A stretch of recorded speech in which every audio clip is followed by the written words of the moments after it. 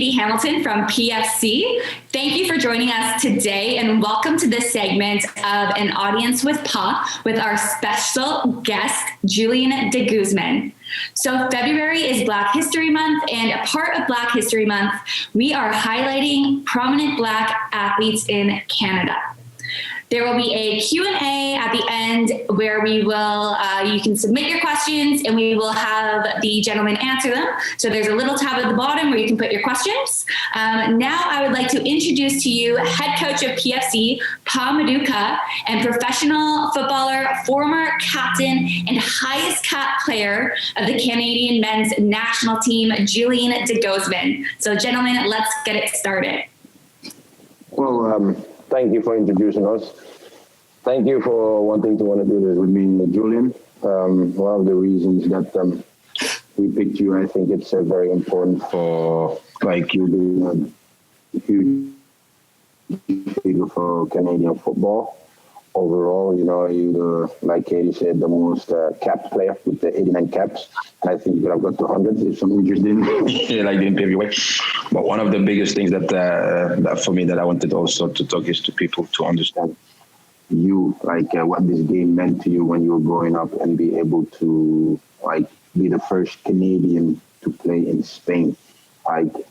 Travel Germany, you've been to Germany, you've been to Spain, you came back to MLS, Toronto. So could you just talk about your experience of growing up as a Black man in Canada, but also having to pave the way for other Black players? Well, first of all, thank you so much for having me on this call, Pa. And it's an honor to be a member based on today's topic, Black History Month, and also just being able to be in touch with you and everything that you've done for soccer in Canada, not just in Pacific, but I mean in the country. It's always great to see what you've done. So it's very appreciative of that. To your question, I know growing up in Toronto. I had my mom who immigrated to Canada from Jamaica, my father who immigrated from the Philippines to Canada, both at a very young age. Was raised by very humble parents and hardworking parents. So that was the beginning of my life in Canada. I have two younger siblings, younger sister and a younger brother who Pa, you've actually played against as well. So, we were in Toronto or Scarborough for the most part, being raised by our young parents, and learned a lot of values and what it takes to work hard, to be successful, and all those things, and also learning about ourselves and our roots. I think that was a big thing before even taking off to Europe, was trying to figure out who you are. And a lot of that came from my parents, where they taught us about where what it takes to be a Black person as myself in growing up in Canada. So having a lot of that was important, being educated, being aware, and being ready to come across a lot of those challenges. And I think for me, the big thing that helped me get through a lot of that and not actually be, I wouldn't say oblivious to racism, was just playing soccer. I felt soccer was the problem solver for a lot of those things, and then trying to achieve some of those dreams by going overseas was the big picture for myself and also for my brother. So we were fortunate enough to have the chance to go to Europe. I left at a very young age, and in 1997, I was 16 at the time, and I entered France, playing in the Olympique de Marseille Academy. So I spent 3 years there, and that was my eye-opening experience of Europe. And Marseille was a very special place. Marseille had... That's tough, man. Yeah, Marseille wasn't... tough,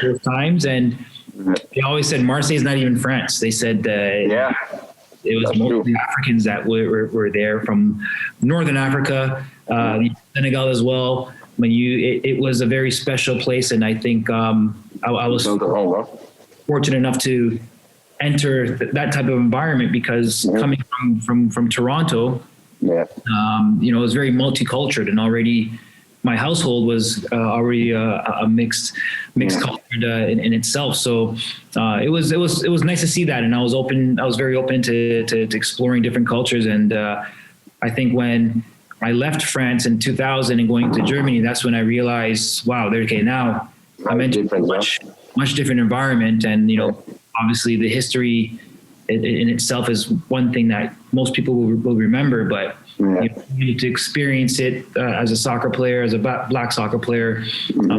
It was both fun and also very difficult. And but I think the one thing that again was a big problem solver was playing soccer. So being able to play the game, and what doesn't matter what level it was at, that was my go-to. And then spent 5 years in Germany playing second division, first division, Bundesliga. And then took off to La Liga in Spain. And, I had the chance to even go to England before going to La Liga. But in the La Liga? What's that? But in the La Liga, you became the first Canadian. How did it felt at that time? Like, you're talking about Spain, to become the first black Canadian to play for Spain. Did you have an in-syncing after that, or did it come later, because until now there's nobody else? There's there's only myself and my brother who exactly, your brother. But he's Dutch. We give him Dutch because you don't want to be Canadian. We give him Dutch. That's what I tell him. I'm like, you're not Canadian. Your brother's Canadian. But I was always a fan of La Liga, and the reason why I was a fan of La Liga was because growing up in Canada at the time, a lot of the soccer that we were involved with had to do with the British. And I was cut by the provincial program. I was cut by the national team. So thinking that, okay, if I can't play the way the Brits want me to play, then, what other type of soccer exists out there for a guy like myself with my stature?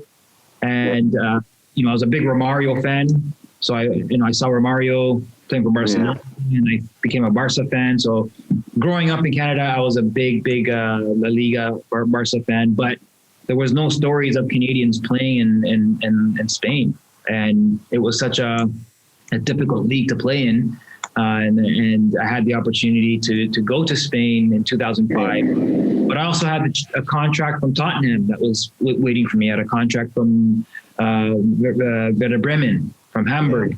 So there was many other teams to look at, but I said, I told myself, I'm going to take this. I want to take this opportunity to go to, because you yourself, the rules and how it works in Spain, and they allow 3 non-EU players to play in Spain, and most of the time it's always guys from South America. Exactly. I had the chance to do that, and I said, okay, this is probably a once in a lifetime opportunity. I get to go play against the Barças, the Real Madrids, the Atletico Madrids, and I wanted that experience, but I also wanted a chance for Canadians to see that Canadians could do it. And what always resonates is the story of when I was in Marseille, when they didn't offer me a contract in 1999 or in 2000. Sorry, the last message from the academy director was, soccer for Canadians in Europe is doesn't mix. It's best you go back home. So when I was told that story, I was like, okay, that hurt me, more than anything else. But then having the chance to go to Spain, the top league. My first year in La Liga or Deportivo La Coruña, we're playing against Olympique de Marseille in the Intertoto Cup finals. So it was pretty cool to have that experience and to show them that Canadians could do it. But at the end of the day, I think playing in Spain was my highlight of my career. And some of the I guess experience I had were great. Where you're playing against some of the best players in the world. You're great lifestyle, and I was improving as a player. Got Player of the Year for Deportivo, but also some of the hard times I had to experience there in Spain was also back. Because that was the fact that I really wanted to come into, because you mentioned for me 2 things which I think is very important, which was you found your refuge when you came to practice or you were around football. And I think also that's one of the things that I want people to understand, like, because the game itself don't see no color. And I always try to tell people that it's the society that sees color. Because it doesn't matter who you are. Once you step on the pitch, you like it's equal. Like it's an equal playing field. And the only thing that matters is can you play. Nobody gonna look at your race. So that's why sometimes it pains me, like as a black man, to see like when we step, I feel like we are always judged harder. Like the judgment towards us is always harder. Yeah, it is. And I had that impression even going back to Germany Bundesliga, the time I played. I mean, there wasn't many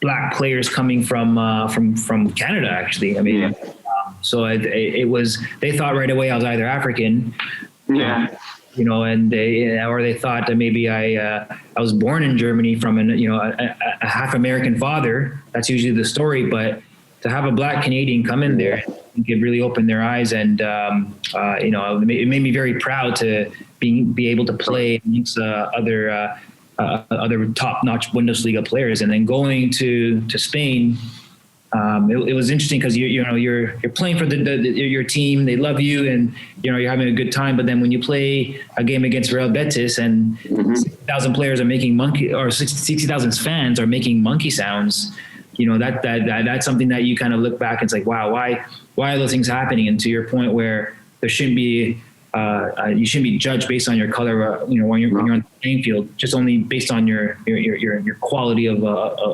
football on the field. And that's what, the game's there for. And that's why I played the game, because it allowed me to be free, it allowed me to just enjoy and move away from all of those issues and problems that exist. But once you hear it on the field, I mean, it's never a fun thing to do. And that's why I praise players like, Didier Drogba and Samuel Eto'o, seeing what they've done for the game and for the black players. You should never be judged based on your color, and standing up to racism is always a great thing to see, but at the same time it could be a sad thing, based on some of the experiences players are going through.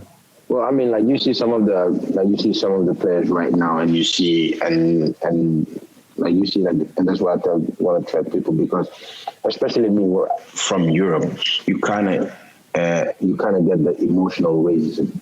And for me, that's one part that people may not seem to understand, because they might view us as only footballers, but that emotional racism that people give us, people know that is hard. That is something that we carry, and that is something that has been in our history. It's like our history is kind of seems all right. They're only good at one thing. There's the sports.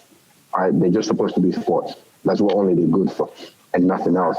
So for me to able to see like somebody like yourself go to the route and become a GM, all right, for Ottawa, and working through that. Can you take me through those steps, right? After you stop and becoming one of the first GM in the USL that was black, if I'm not mistaken, but also being Canadian and being a little bit overlooked because of US and because of rest of the world, because soccer is not what Canada is known for. Oh yeah. Those are the two things I had to always deal with as major hurdles walking into a new environment, whether it's in Europe, USL, MLS. It's one being Canadian, the other one being black. So you're fighting two fights at the same time, and you're trying to put 2 points on the map on in a more positive light. And being able to be a GM in a league of 36 teams, I think it was at the time, and being the only Canadian, being the only black, I think it's an honor for myself to do it, but at the same time, it's an opportunity to kind of kick that door down and open up opportunities for others that deserve that. So, the more I talk to a lot of the players I've played with, while I was playing and post career, and preparing them, and then more so like, hey, you're Canadian. Remember you're Canadian. You're gonna have to put the extra work in and make sure that you don't prove that you're just a Canadian player, but you're better than the players that are there, whether you're playing in France, Germany, Spain, or in the US. That's one big challenge. And then the other challenge you have to, bring to their awareness, and the reality of it is, the color that you are, you're going to be judged. And unfortunately, that's something that it's up to you to make the difference and prove them wrong. And that's always been my way to go about it. How do you change a negative and turn it to a positive? And that's how perception. That's how I've always been approaching these issues and challenges, using myself as an example, and being able to kick down those doors and make people look the other way and say, okay, you know what, but Canadians are actually good at soccer, or black players are, or GMing or coaching, whatever the case may be. So it's important that a lot of that has to come from within, and that belief has to come from within. And that's something I was taught from very young, where, it's great to have the support. It's great to have people to push you, but at the same time, you have to believe in it. And then if you actually believe in it, this is something that's not just created from nothing. You've been through experiences from a youth, walking into stores, being in certain circles and environments, but a lot of those things you have to from within, and then being able to apply it to something that you're very good at doing and you enjoy doing, and that just happens to be soccer, whether it's playing or being a GM. So very, very thankful for those opportunities. But again, these are opportunities that come almost once in a lifetime, and most of the time people are probably scared to do it because they haven't seen someone do it before like that. And that's exactly the point for me. And then we talk about the perception that you're saying, right? And the perception is, until somebody do it, they'll never look at us at that level, right? So it's always that little bit of fine tuning of, all right, there has to be somebody that is opening the door first.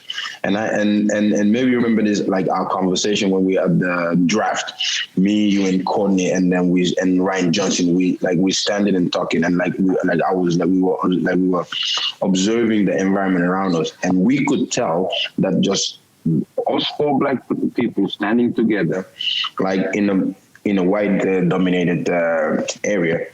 Just the looks that they were looking at us, it was so crazy that like for me, and I'm like you kind of feel their eyes breathing down their necks, and it's like, guys, we just like you, we just love the game, like we care about the game. All we want to do is help. And that day for me, I was like, it was an eye opener because I think it was I've heard about you a lot, but that was the very first time that we actually talked. Yeah. And that was an eye opener for me, because seeing you going into the GM and telling me what you went through, that kind of also inspired me. That kind of inspired me, because it's always been a dream of mine. Like I say in the beginning, we're always told we can only play sports. But we cannot do, if the sport is done, then we're not supposed to take certain roles. Yeah. And which I do believe that, and this is what I say, we can see it from both sides. But the other side can only see it from the one side, because they never lived through what we went through. Yeah. No, it's true. And, it's funny because it's always interesting when you come across an individual that has done it, and, you could share a story and then feed off of that energy. And there's a reason why when the GM role was offered to me, I was like, wow, okay, now who do I turn to talk to them about not just the GM role itself and what it takes, but being a black person and being a GM. And there wasn't many. I couldn't go through my list of contacts, and I just had to talk to people amongst the guys that we were talking about at that MLS combine. There was an agent there was a coach there was a player scout there, and then there was a GM. So we were doing different roles, but being the minority in each of those roles, and you're kind of feeding off of each other's experience. So that's why it's important, I feel, whenever I talk to young players or players who aspire to become coaches or even a GM, they'll ask me, how is it? How is it doing it but how is it as a black guy doing it, and why? Yeah. And I think there's a lot of those things where you just have to deal with, where being in those high positions, and you could say it yourself as a coach, it's not even easy to walk in there, be a head coach. And, there's a lot of things that you have to deal with that are uncomfortable. You have to be the leader, to take on that role. And, being a leader being a leader takes you back now to some of the leaders we could talk about, from Rosa Parks to Martin Luther King.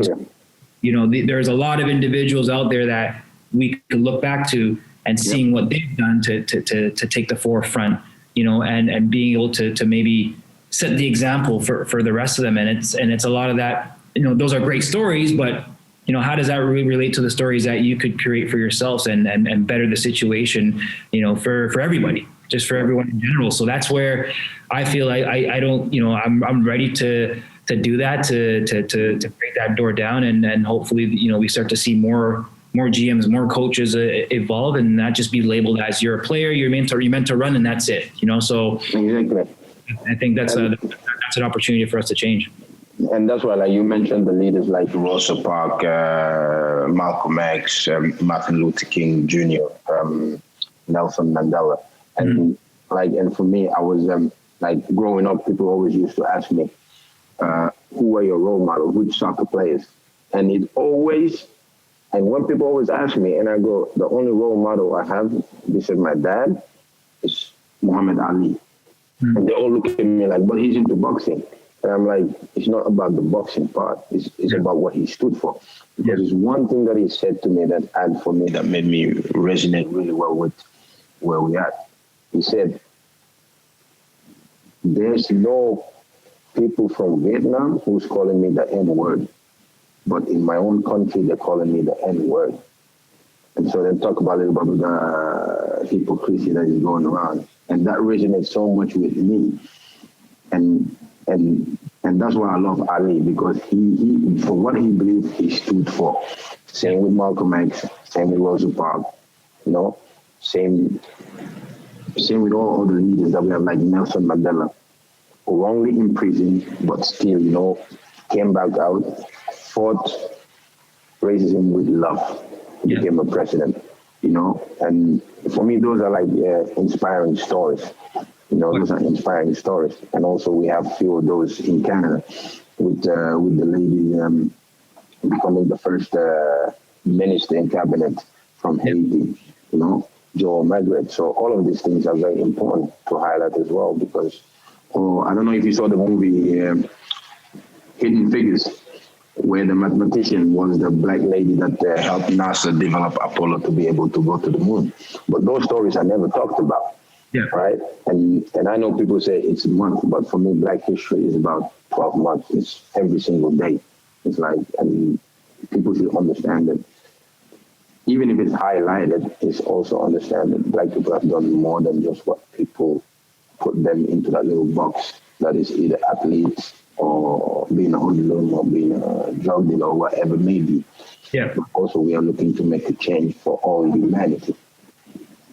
Oh yeah, I agree, and it just comes down to the education that you get from young. I mean, I have a 2-year-old that I'm already reading books to before she goes to bed. Harriet Tubman and Jesse Owens, and just the awareness. And I think that's very important. I was just talking to my high school teacher last week, and you know, he said the only history we were able to teach you in those days, Julian, was, you know, about the war and the fur trade in Canada, but that's it. You know, there wasn't anything else with regards to the slaves and how that was in our time. So I think a lot of the educational part, it's so key when you're, you know, talking to whether it's your kids or your students or your players. You know, the education part, I think it's very important to really help the environment and the world evolve and understand you know, where you know, Black people stand, why it's been like that for so many years, why we've been labeled like that for so many years. And I think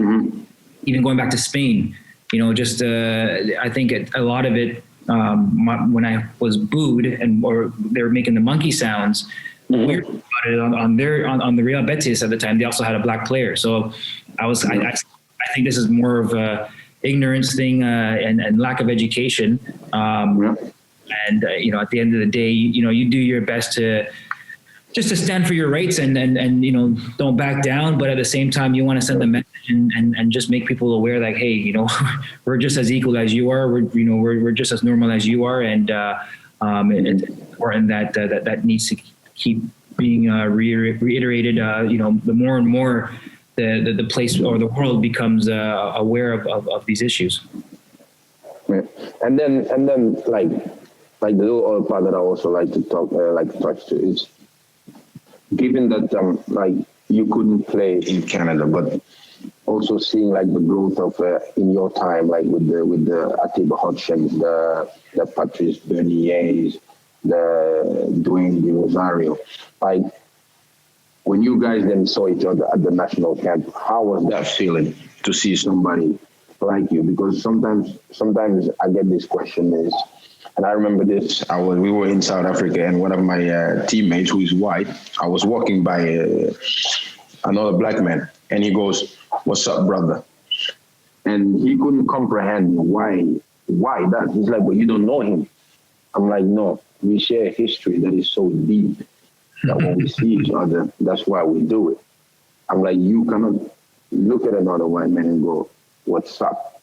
Because he will look at you like, 'Are you crazy?' But because we understand what is it to live in a white man's world, be amongst them, and also work in there." I'm like, that is a difference, and that's why I say we can see from both sides, but other people can only see from the one side, because what they take for granted and what this privilege meant for them is not for us, right?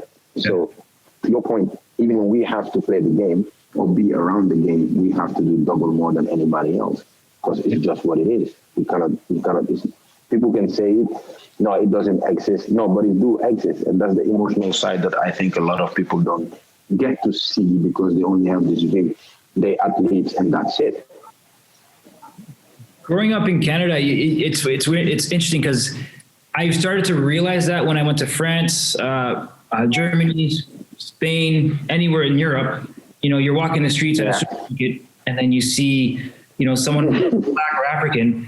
You don't have to exchange words. It's kind of a head nod, and then they had to acknowledge that, okay, what's up. But I learned that a lot in Europe, and you could see why it happened. And it's a bit more, I would say, present in Europe, because it's not normal to have in Spain, or in Germany, someone that's black in a bank working at a bank or working in these high positions.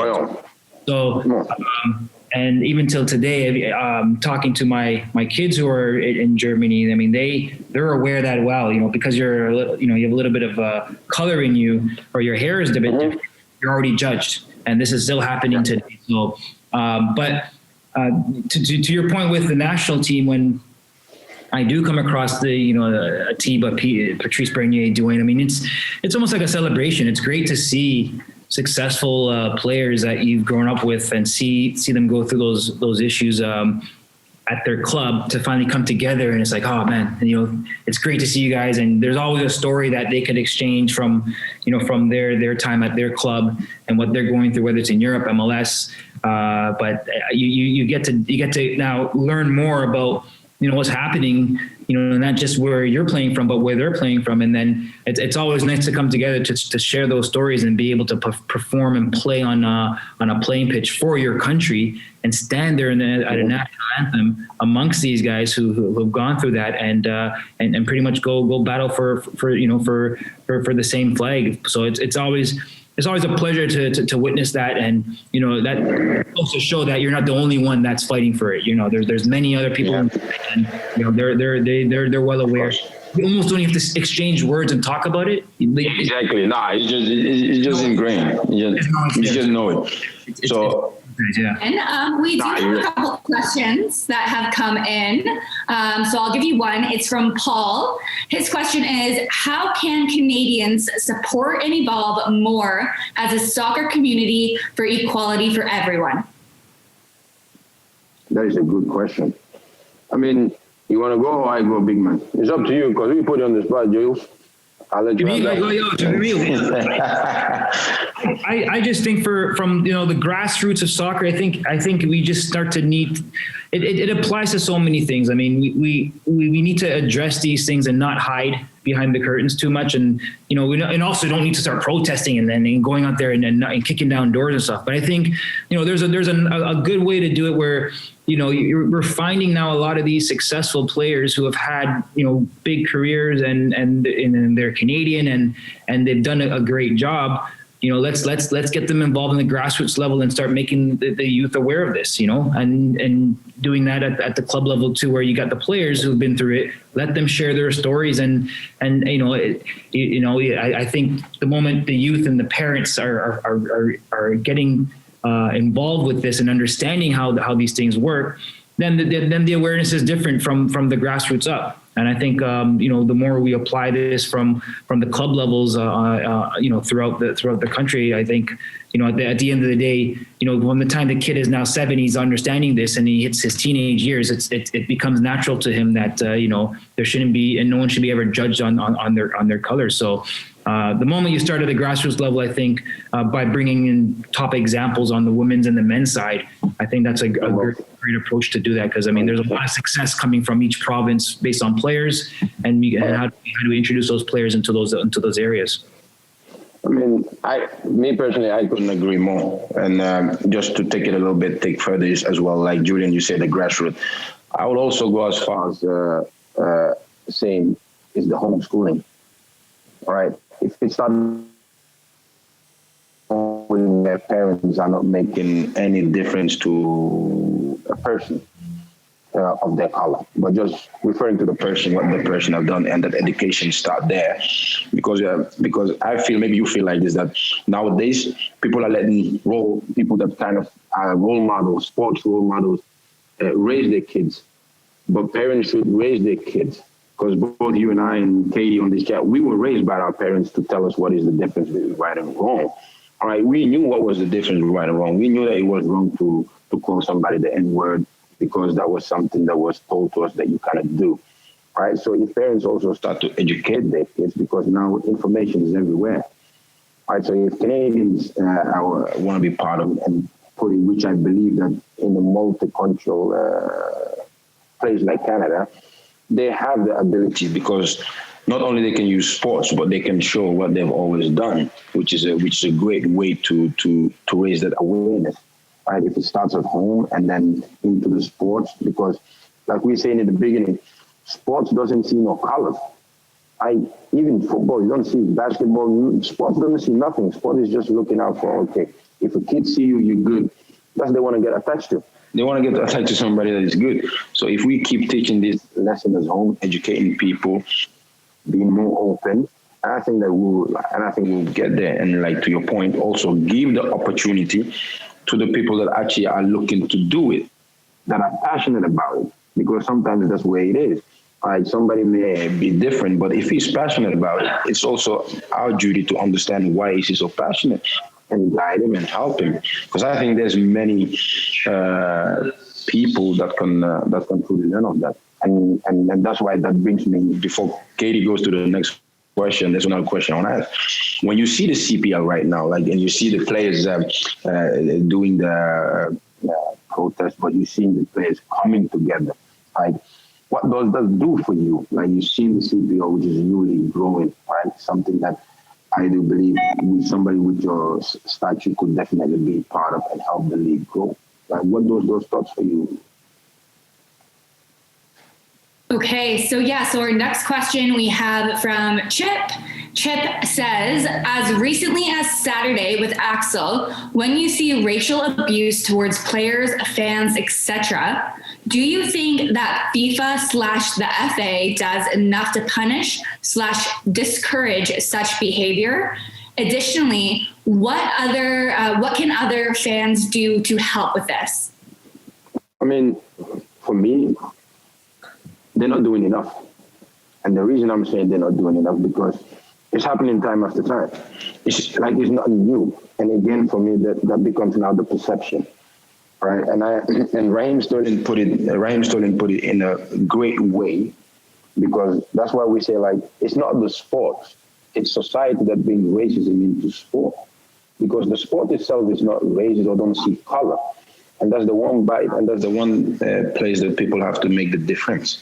Because Raheem Sterling put it in this way, and it's the perception of the people, and that is the people with power. So the media in England put out 2 players from Manchester City, one of them black, one of them white. They bought houses. But the white kid, they said to him, he bought a house for his parents. Oh, what a nice thing to do. And the black player, they said, he bought a 1.2 million for him. So now, if somebody else is reading, what is the perception of the player then? Right, so the media is also playing part to drive it. But I don't believe FIFA is doing enough as a world government body to stamp this out of football. Because it's happening time after time. And recently in the Champions League as well, where a 4th assistant referee is calling one of the assistant Negroes. You can't do that. So what FIFA can do, now, if you ban a club from playing 1 year, you take away their revenue. And if you impose on the team to get their act together, but also education. For me, educating the fans, educating everybody. Because if I'm a black player playing for your team, but you racially or you're abusing another black player in another team, your true color is showing. Your true color is showing. And the crazy part about it, to Julian's point, I had the same thing. I had the same thing in Holland. Ado Den Haag, who had a lot of black players. And Julian's little brother can contest to that, because it was one place in Holland that you knew that you're going to get racially abused. You know that they're going to come at you. All right, so in the game, the guy started making monkey noise. Yeah. Made the monkey noise, and he made him. And to embarrass him, I said, quite frankly, you just take an order from a monkey. And he just was quiet, because there's ways to put it that way, but also they have to do more. You have to do more. It's not enough what FIFA is doing right now. I know people can say about it, it's not enough. We can hide with fines, but fines is not the way. How many times clubs do get fines? And what happened? Same things happen. All right? But do also FIFA have black board members who could explain to them what is it to be black, to be around these things, so that we get more inclusion, we get more equality? Because the board members are what basically, honestly, white people. So how can they understand what I go through?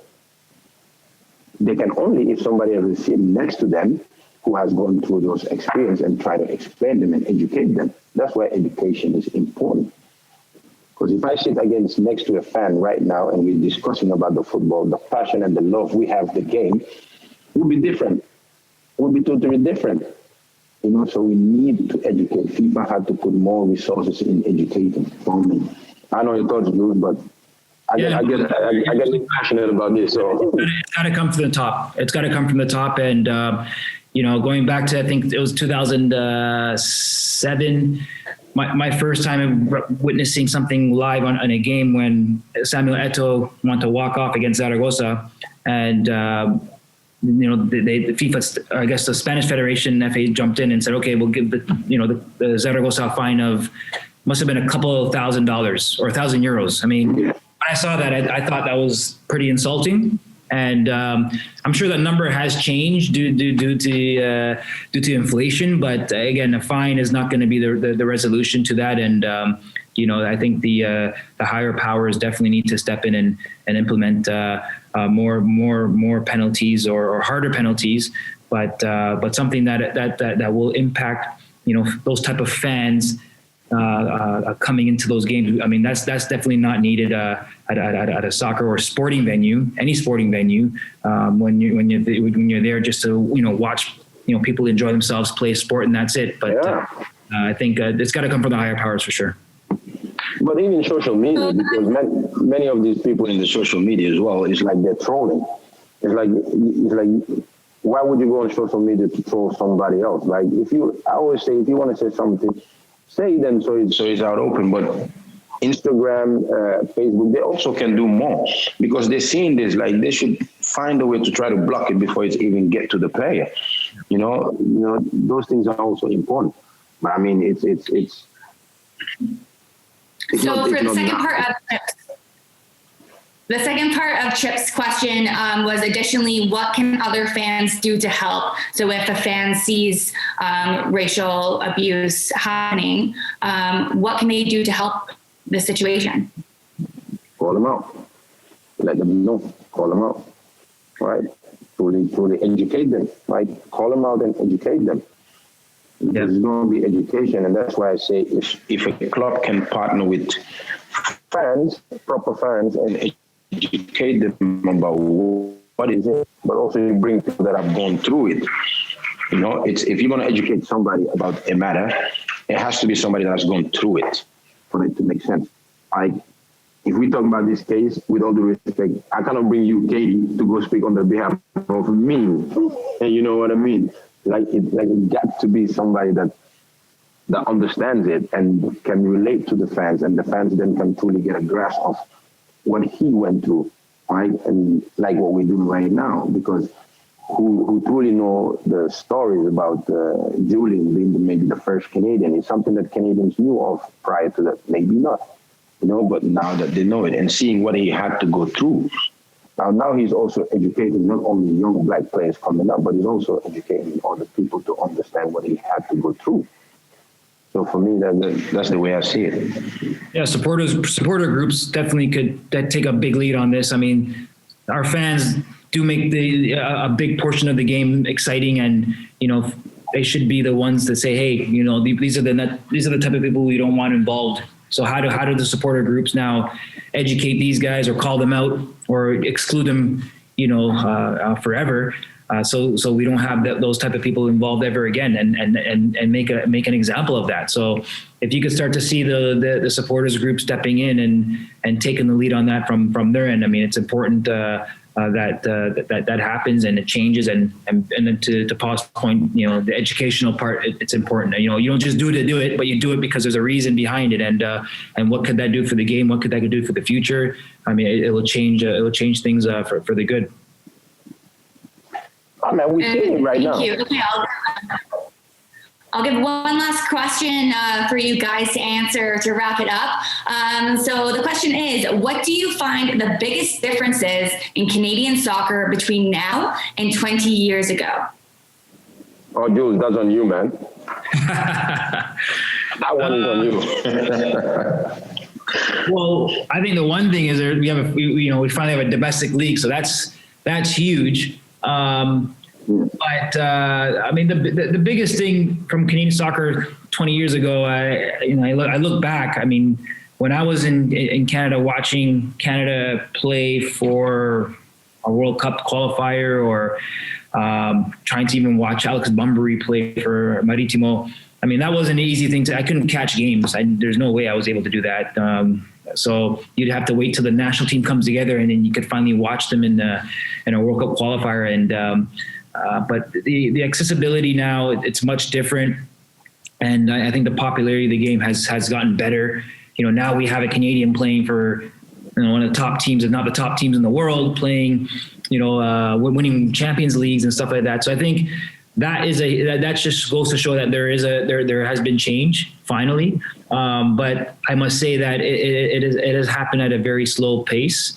And you know, when I did leave home back in '97, and I came back to Toronto in 2009 to play for TFC. At the time, I think we only had that was only 4 professional teams from the time I left, when we didn't have any professional teams. So that's almost 15 years in between. What have we done since? And then playing for Ottawa Fury in 2015, we only had 5 professional teams. So to now see the game evolved, and we have a league, a domestic league of 8 professional teams, plus the MLS teams, and if there's a USL team, I mean, that's great to see. And I think you know, the awareness and the attention now that we have for soccer in Canada, it's much different. We got players now playing at higher levels. We have access to their games. We can watch their games. So now, you know, we're aware of what's happening. You know, in Germany, where Alfonso's playing, or where you know, Jonathan David is playing. So now there's weekly conversations happening about these players versus just talking about one league that no Canadians playing in, right? So I think it's good to see that that's happening, and we're more in tune with our Canadians doing well outside of Canada, as well as Canadians doing well in Canada. So now the appreciation for Canadians doing well, it's gotten much better, and I'm very happy to see that Canadians are now more invested into Canada doing well, whether it's club level, international level, men's side, women's side. Going back to 20 years ago, we didn't have a women's team playing in the Olympics and getting bronze medals. We couldn't ever talk about that, and that was never a discussion. So it's great to finally see these things happening, but it shouldn't stop. This is there's still more that needs to be done, and we hope to see more of this happening and evolving in the next 20 years, where we could talk about we've played in World Cups, and there's not just one player who's won a Champions League. There's maybe multiple players who've won Champions League on women's level and the men's level. So that certainly will get there, and it's good that there has finally been change, and I'm very thankful to still be involved in soccer in Canada in today's day and age. So it's great. Gentlemen, well, thank you so much. I'd like to thank Pa and Julian for today. Make sure you keep watching our social and newsletters to see who our next special guest is on this segment, An Audience with Pa. Thank you guys so much for everything. Thank you, big man. Thank you, Pa. Thank you, Katie. Thank you, PFC, and you guys are the best. Thank you. Yeah. Keep in touch, Okay. See you. Thank you. Bye-bye.